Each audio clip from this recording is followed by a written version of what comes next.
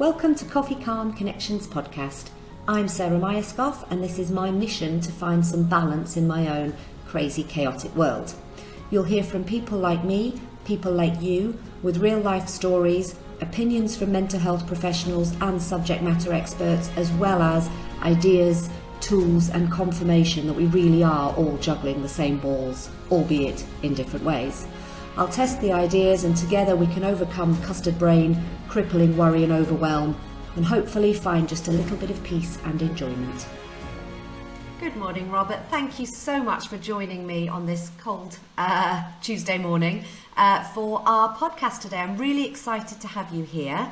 I'm really excited about the topic of conversation, and I wonder if you want to give us a bit of background as to who you are and what we're going to be talking about today. Yeah, first of all, thanks for inviting me, Sarah. And I'm Robert. I'm from Manchester and Salford Samaritans, and I currently do what we call the workplace outreach, which means I talk to companies, raising awareness about Samaritans, who we are and what we do, but also very much talking about the power of listening and how every single one of us can be part of the solution, because every single one of us can listen. I think that is a really powerful message, and I actually saw something on a group that I'm part of from the Dalai Lama this morning. It was one of their posts, which was absolutely about how everybody in the world has a duty to make it a happier, kinder place, and how listening is fundamental to that. So I think everybody understands, listening, I hear what you say, blah, blah, blah.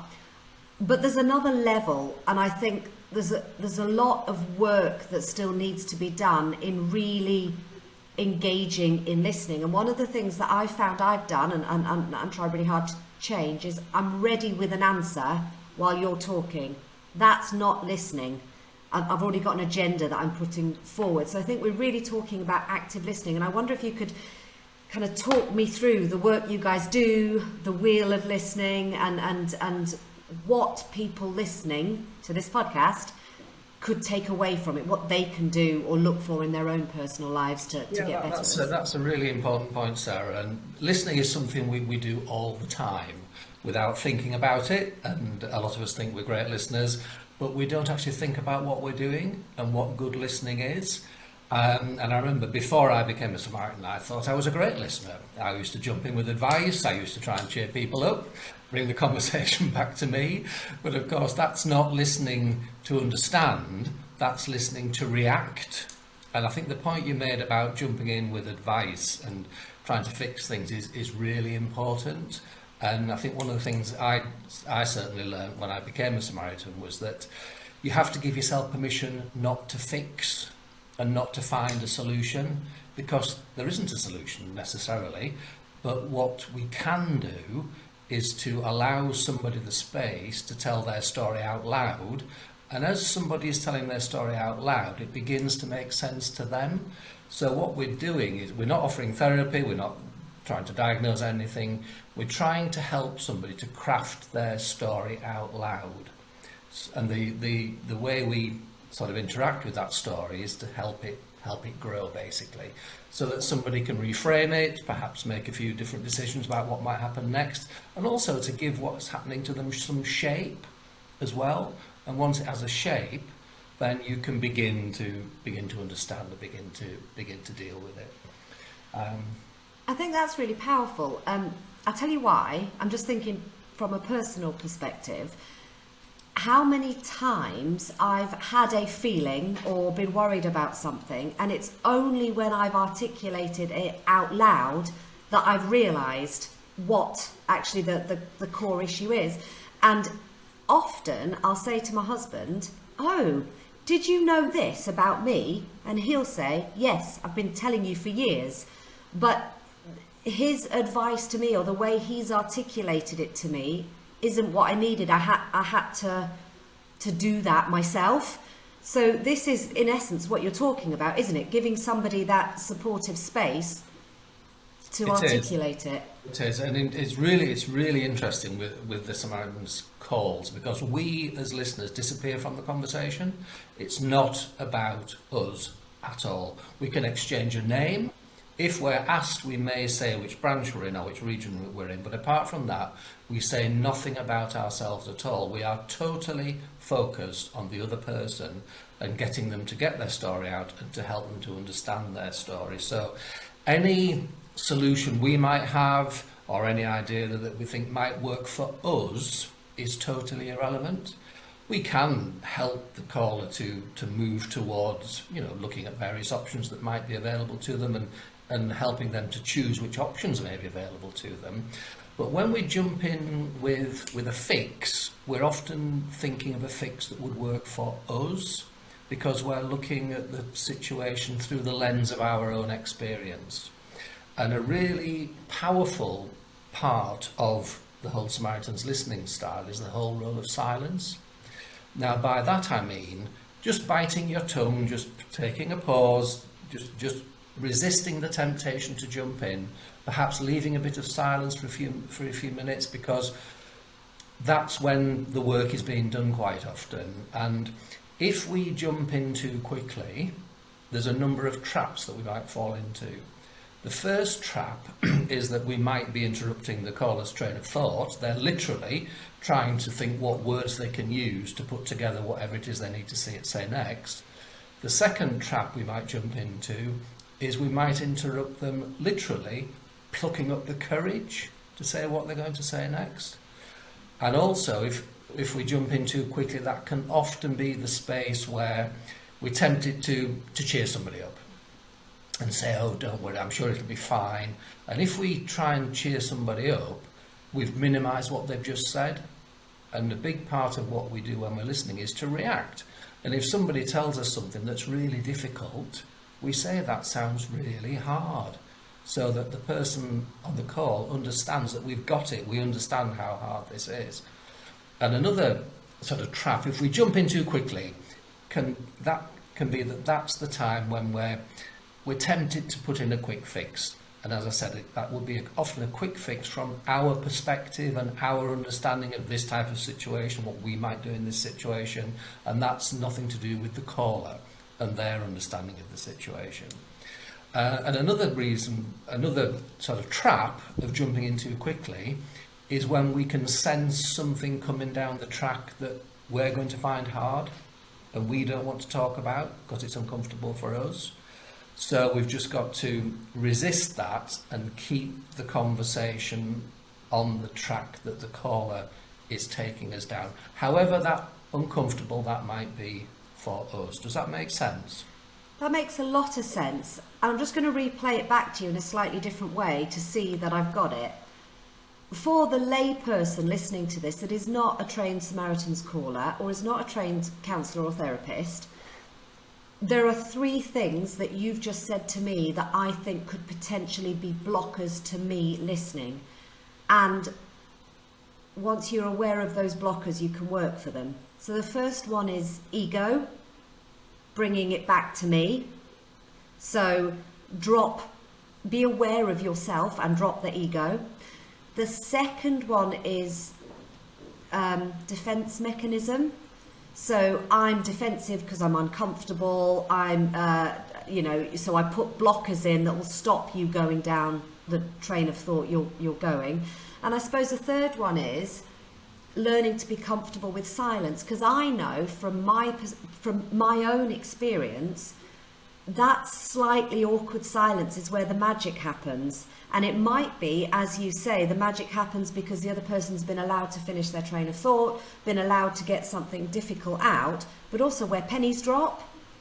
Or also, really importantly, and I know a lot of reporters use this, it's where people say things they haven't predetermined, and that's often where the subconscious is talking, isn't it? So for me, I've taken what you've said as ego, sort of defensiveness and comfort with silence as the three areas that I could work on with my friends and family when I'm listening or being told. One of the things that I want to ask you about from your training is, if somebody does say something to you that you don't know how to react to, what advice do you have there? And this happened to me very, very recently. A friend confided something that I had no idea about, and it was absolutely horrific, and I didn't know how to respond, and I wonder if you have any advice from that. Yeah, the sort of the way that we try and respond is to acknowledge what somebody said to us. Now, I don't know what your friend said, and we don't need to know in this context, obviously. But I think it goes back to what I said before, that we acknowledge that something really difficult has happened to that person. And what we don't, I guess it's a question of what we don't do, because it's very easy, and often people jump to looking for a silver lining. So somebody tells you something that's quite difficult, and we'll say, oh, well, I'm sure it'll be okay, or something similar happened to my friend and they were okay after a few weeks. We don't want to we avoid minimising whatever somebody's told us by trying to cheer them up and trying to look on the bright side, because there may not be a bright side, and there certainly wouldn't be a bright side at that moment. So by reacting, what I'm saying is we acknowledge how hard that might be. So if your friend has told you something really difficult or really upsetting, we say, that sounds really difficult. And then perhaps follow that up with, how are you feeling about it now? That sort of thing, where we're showing that we've got it, that somebody has told us something really hard, and that we've acknowledged that emotion, if you like. Is some of what you're saying about acknowledgement and then reframing questions? So it's a lot of questions, I'm thinking. Yeah, I think so. Oh, definitely, yes. In fact, when you came back after the little bit that I just said, you used a really big part of the listening wheel, which is clarifying and summarising, which is what we do. So you were actually doing then one of the tactics that we have. So when somebody's so well done for that. So that's a good illustration in practice. So you asked for clarification and you summarised. And that was great, because you got to I hope, a clearer understanding of what we were talking about. Does that make sense? It does, but what I also did, and question if this is right or wrong, and presumably the answer is contextual, I clarified in a way it makes sense to me. So I was very thinking about me, how it would work for me, how I could participate in this. So yes, and in this context, that's fine, because you're hoping to develop your thinking about this topic. On a Samaritan's call, or with somebody who's distressed, that is less of an issue, because it isn't about us and our response. It's about the caller and their response. So the context that we're operating in at the moment is slightly different. And what you did for this context was great. I hope it helped your understanding and clarified your thinking for future action. But on a call, our response into the future wouldn't be all that necessary. It's about the caller's response and helping them to clarify and understand and reframe. I think that reframing word is really important. Can you talk us through the Wheel of Life? You've just mentioned it. Like, what is the Wheel of Life? Where does it start? We call it Samaritan's listening wheel, and basically it's the elements of active listening, which this is nothing new. It's the things that we all do, and it's pretty basic. But we present it in quite a neat diagram, which is a circle, and it involves things like, it will be no surprise, asking for clarifying questions, sort of summarising what somebody's said just to check we've got it right, and also, as I said before, reacting. So if somebody tells us something that's really difficult, we react appropriately and show that we've understood it. We also give short words of encouragement as well, because we're talking on the phone. So all that body language about nodding and smiling and leaning forward to show that we're listening isn't there. So we've got to put that in the voice and in the conversation. So we'll say things like, yes, I understand, please go on. Those sort of punctuation marks that show that we're still listening. We also reflect back. So if somebody has said a particular phrase, we might reflect that back to them, just so that they'll say a little bit more and just expand on it. And as I said earlier, one of the big things is silence, and learning to use silence is really, really powerful. And as you said earlier on, we often feel quite uncomfortable with silence, don't we? Partly because of all the things that you said. We want to help, we want to give advice. Silence is just a bit uncomfortable. But if we just sit with that discomfort for a while, then it does pay dividends, because, as you said, the work is being done in the silence for the caller, and possibly also for the listener as well, to some extent. Absolutely. So I've just made a quick note. So the kind of wheel of listening is react, clarify, summarise, encourage, reflect. Yeah, and also open. We use open questions, obviously, as well, rather than questions that just need a yes or no answer. And we tend not to ask why, because why can sound a little bit aggressive and a bit judgmental, and also people often don't know why. So we use the question why very sparingly, but we do ask, we ask open questions wherever we can. What's the kind of training that you guys go through at the Samaritans to do this? Because you said earlier it's not new stuff, and it isn't, but it isn't stuff that people are already doing consciously, or the majority of people are doing consciously. Some of it happens subconsciously, and a prime example was earlier in this call. But a lot of the time you're trapped in this very busy world where you've got an answer, let's go, let's move, I can fix it, there you go, there's the answer, move on, crack on, you'll be fine, blah, blah, blah. So how much training do you have to do to undo some of the patterns that we all fall into? Yeah, the training is quite intensive, actually, as you would expect, because we're asking people to do something that's really, really, tricky, and often in some really highly charged situations. So the initial training is a couple of months, and there's a really intensive, partly online, partly face-to-face training, where we do lots of practice, lots of skills practice in listening to different tricky conversations and so forth. So that takes about a couple of months, once a week, for a couple of hours. And then after that initial training, we have what we call a mentoring phase, where a new trainee will be doing a shift with an experienced Samaritan who's a mentor, and who they can guide them through the shift, talk to them as they're going along, perhaps even give a few bits of advice about what to say in certain situations. And that goes on for another couple of months, 2 or 3 months, depending on how well the new Samaritan's doing and how much time they've got. And then after the mentoring phase, we have what we call a probation phase, where the new Samaritan can sign on a shift without their mentor, but they have to be with an experienced Samaritan, just in case. And then after a couple of months of that, then they're signed off and they're what we call a full Samaritan. So it takes the best part of 6 months, and it's pretty full on. We do expect people to have probably a weekly commitment at that point. And it's it's full on, because they're being asked to do something that's really, really important. Absolutely. Something that you said earlier which resonated, you're on the phone. So a lot of the natural body language is taken away from you. And there's been all manner of these type of conversations since COVID and Zoom, and particularly in a sales environment or in a relationship building environment. Is it as good online as it is face to face?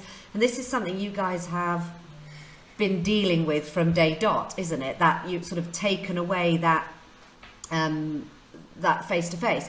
But also, what I found interesting in a previous podcast I did, the psychotherapist was talking to me about AI counselling and how that's something that's coming out now. And with the younger generations, that anonymity is actually quite important for this type of work. So it sort of swings in roundabouts a bit, doesn't it?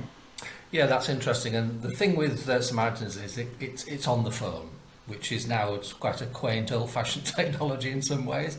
I do think it would be hard on this sort of format, because although this is fine for it's fine on one level, it's efficient in the workplace and all the rest of it, but it is also a distraction. and you're looking for some non-verbal clues that are actually hard to spot on video, whereas on a phone, when you take the visual out completely and it's literally just a voice in your ear and your voice in their ear, that's a really powerful communication with no distractions actually. So all the body language, if you like, comes into the voice.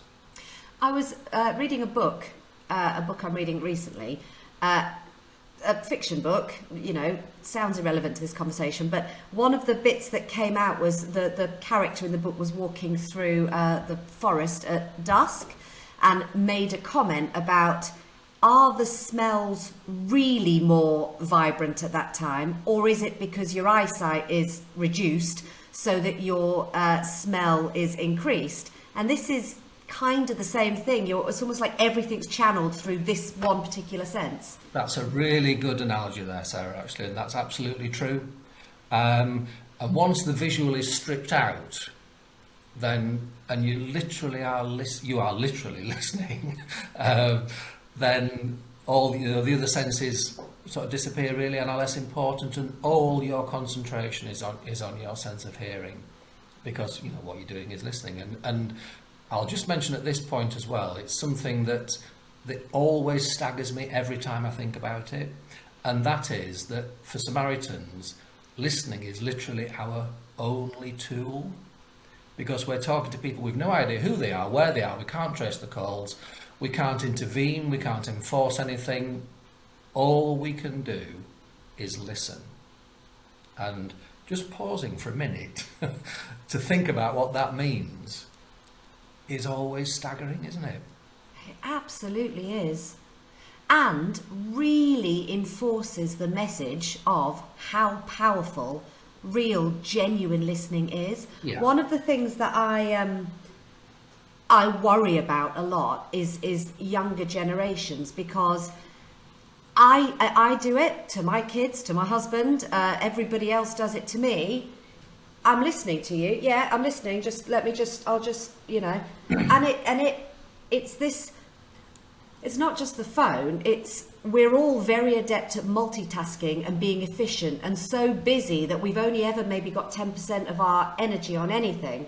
So I think one of the key takeaways from what I'm going to take from you is that really focused on that one sense of listening, even if, you know, I'm in the same room.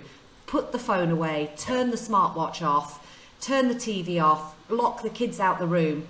If all I've got to do is listen and I can't fix, and that's essentially what we're saying, then really do listen. Yeah, and also, I mean, I'm really glad you brought the subject of the sort of technical environment, and it comes along on one of those contexts of don't get me started, because we could do another podcast on that, and I'll come back to that in a moment.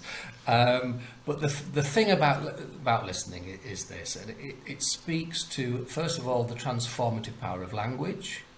As humans, we're meaning-seeking creatures. We're constantly looking to understand who we are and how we fit into the world, and we do that through language. But there's also something that's absolutely fundamentally healing and empowering by feeling heard by another human being. And perhaps that's something that we all became aware of in lockdown, for example, when our social contacts were reduced. There's something just so energizing about being in a room with another human and making a connection, however trivial that might be.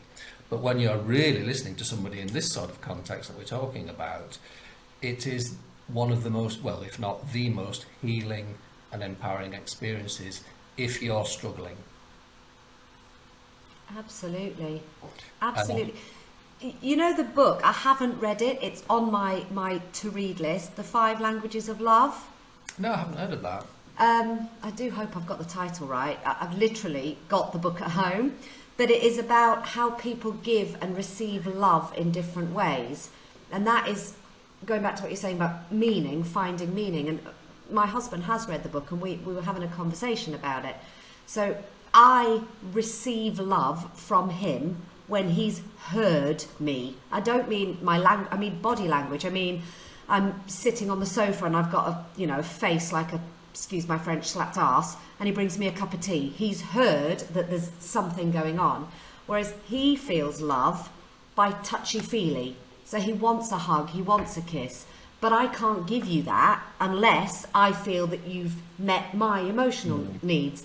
And we had this conversation a while ago, and I've been meaning to read the book because that's a big part of communication that I think a lot of us miss, because people give and receive it in different ways. And you know, we take the power of listening out to the wider the power of communication.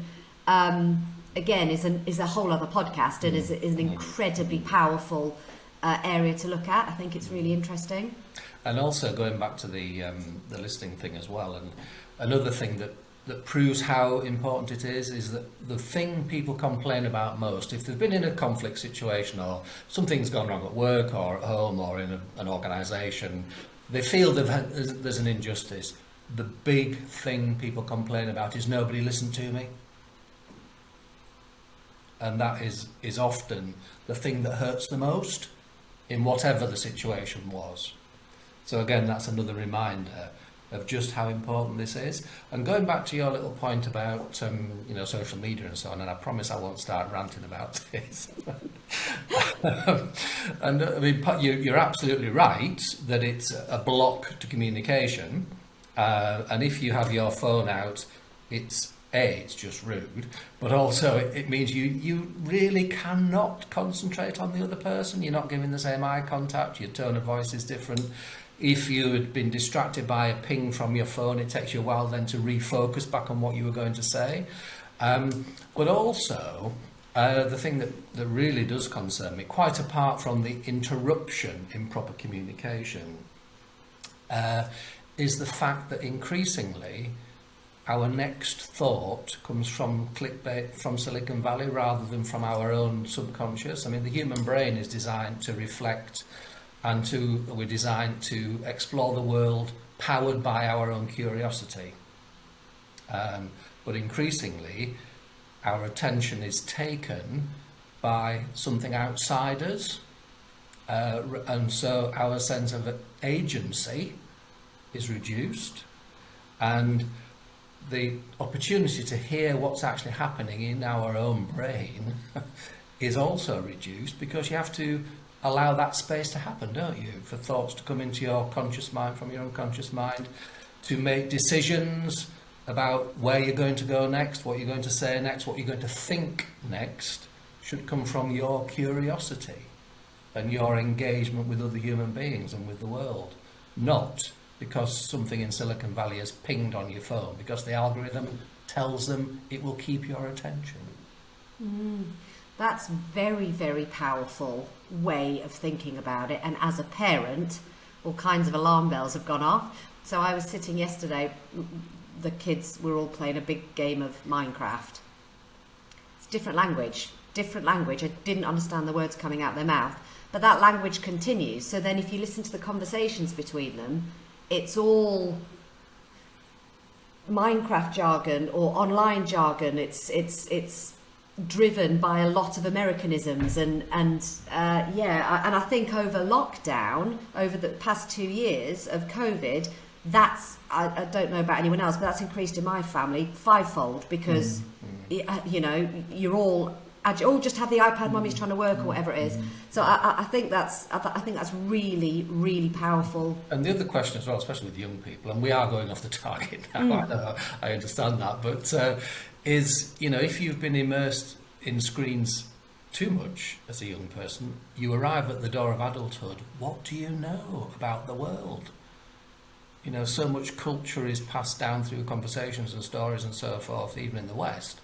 But if you've spent your formative years staring at whatever they stare at on a screen, then what do you know about the real world? And the reason I'm laughing is because this is my rant that I get on in terms of a lot of social politics coming from screens and not experience, and there is a massive divide there that experience shows otherwise. But before I end up going on a complete tangent, I just like, if it's okay with you, Are you ready for this? To clarify and summarise what I think we've talked about today, because I think it's really important. So the key takeaways for me are listening without ego, without discomfort, and without defensiveness. Those three things are really, really important to me. And listening without distraction. And that latter one needs to be brought back into people's awareness. It used to be that if you had your phone out on the dinner table, it was considered rude. It's not now. It is The in younger my generations, well, absolutely. But it's a, oh, put your phone away, not a, oh my goodness me, how can you possibly do that? So it's reducing. It's reducing across the board, and you are taking a massive amount of learning, curiosity and interest out of a conversation by having those distractions. So those are my key takeaways. Is there anything you'd like to add about the Samaritans kind of organisation, to kind of sum up what we've been talking about? A couple of things. One thing is the culture of support within the organisation. And this is one of the things that attracted me once I began to inquire about it. And as Samaritans, we're asking, and I think a lot of workplaces have a lot to learn from this model as well.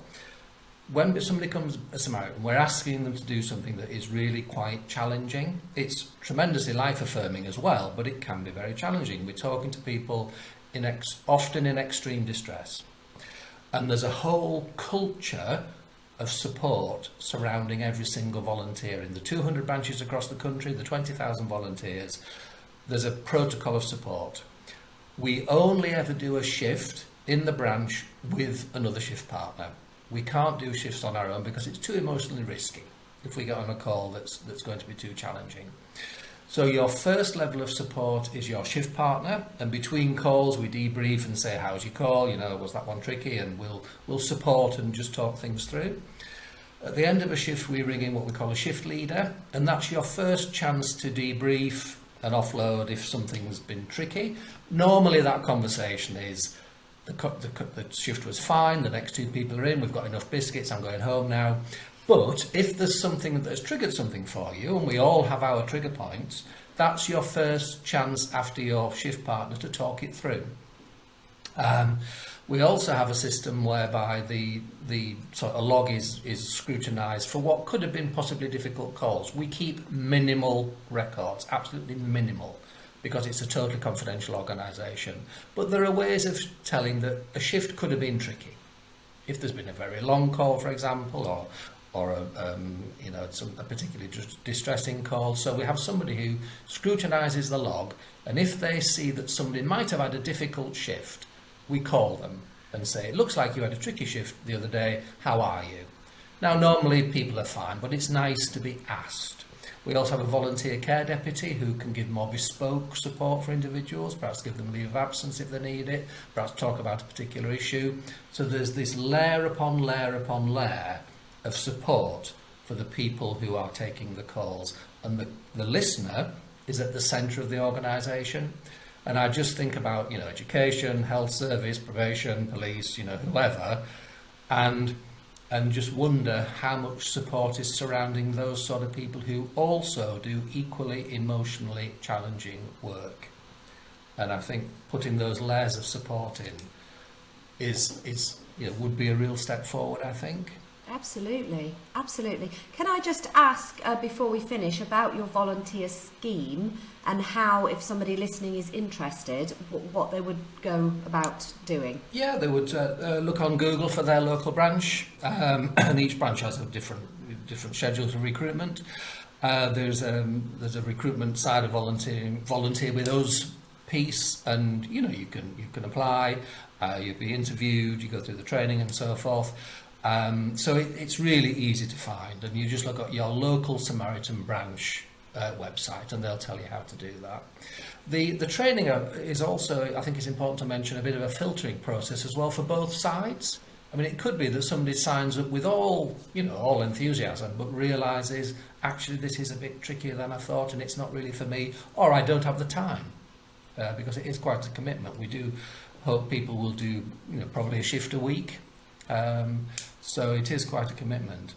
But the sort of final word is that the aim of the vision of the Samaritans is really, really simple, and it's that fewer people die by suicide. And we do that by easing emotional distress at whatever level it presents itself at, and by easing whatever it is that somebody's worried about, then that helps them to reframe what's happening to them, look at it in a different way, and just feel better by being heard by somebody else. And the key thing about Samaritans is we're ordinary people. We're not therapists, we're not specialists, we're ordinary people who listen. But by listening, have an extraordinary effect. And just as Samaritans are ordinary people, every single one of us is an ordinary person. And every single one of us can listen. And it's never a mistake to ask somebody, are you okay? And to stay around and listen for the answer. I think that's really powerful. Can you tell me the number for the Samaritans if anybody listening wants to call? It's a free phone number, and it's 116 123. People can also email at joe@samaritans.org. And in normal non-COVID times, people can also go into the branch for a face-to-face. And the thing about Samaritans is it's totally 100% confidential. We cannot trace the calls. We can't. Is Joe J-O or J-O-E? It is. It's J-O, yeah. So people can... And there's also an online chat as well. But the phone is the main thing. We get a call every 6 seconds across the UK. But people can email, people can do online chat. And in normal times... people come into a branch for a face-to-face as well, but it's totally confidential. It would never appear on your phone bill. It's free and it's open 24 hours a day. Thank you very much, Robert. That was really enlightening and I really enjoyed our conversation. Thank you. Thank you. Thank you. Thanks very much. Thank you for listening to today's podcast. Your reviews, shares and followership is incredibly valuable to us. If you'd like to know more about our work through Coffee, Calm and Connection and how we can support you, please email us at hello@coffeecalmconnection.org or follow us on social media. Thank you.